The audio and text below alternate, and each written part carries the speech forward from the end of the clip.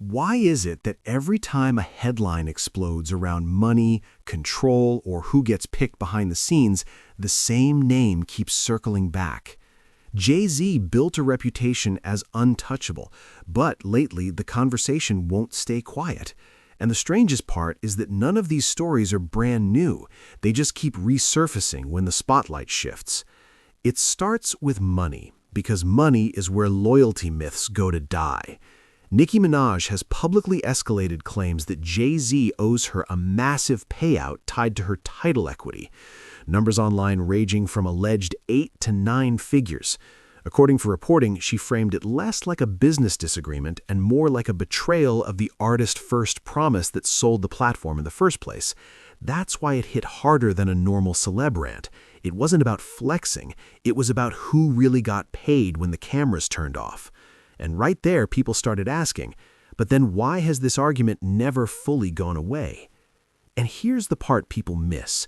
TIDAL didn't enter that moment with a clean slate.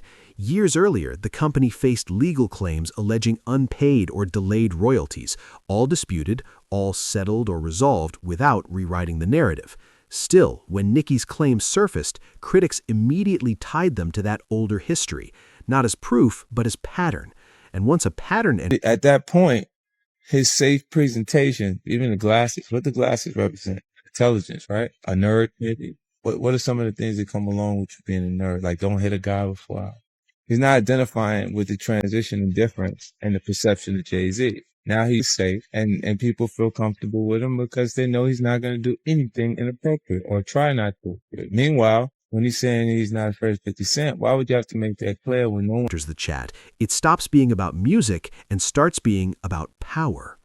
That's when Jay-Z's image really shifted, because his partnership with the NFL through Roc Nation changed how people saw him overnight. Supporters called it strategy, critics called it crossing a line. Public backlash questioned whether the deal helped the league rehabilitate its image while giving Jay-Z unprecedented influence over culture's biggest stage.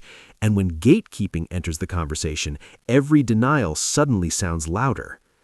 After that moment, fans stopped reacting like fans and started reacting like auditors. Jay-Z saying he wasn't afraid of critics was broken down frame by frame, not as bravado, but as positioning.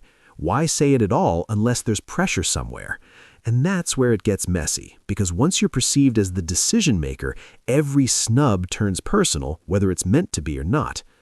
When the Super Bowl debate flared up again, the Lil Wayne controversy poured gasoline on everything. Nicki publicly criticized Jay-Z's role in the selection process, implying culture was being filtered through corporate politics. None of that was proven as favoritism, but the optics alone were enough to harden opinions. And then came the moment people uncovered every secret from the last 30 years. And I have given all the proofs of who was involved with Diddy. I have presented the videotape of Diddy's parties as evidence. Now no one can save Diddy and the other celebs. Jay-Z, after watching the rest of the documentary, you'll understand everything. I am the fucking hardest hustler in the world. This is Savage Part 2. Don't tell me about shit. It's 2022 and I'm still a savage. Whatever I want, I get. Whatever I want, I fucking get. Didn't expect a sudden blast of hype that felt less like defense and more like distraction.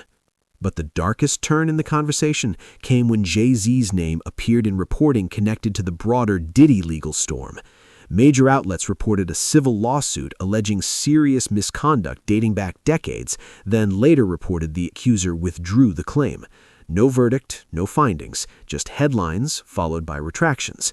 And once that happens, facts stop traveling faster than speculation. It's important to say clearly, allegations are not proof. Still, timing like that makes people revisit questions they'd avoided for years. And this is where documentaries amplify everything. Netflix's Sean Combs' The Reckoning, executive produced by 50 Cent, is real. What followed it, though, was an online connect-the-dots culture where commentary blurred into rumor, clips, whispers, old interviews dragged back into the light.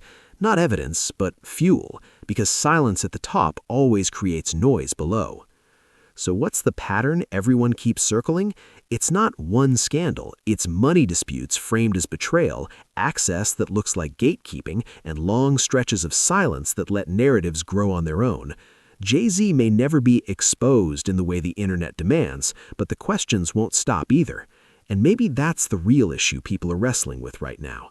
If power moves quietly, who decides when silence is strategy and when it becomes the story?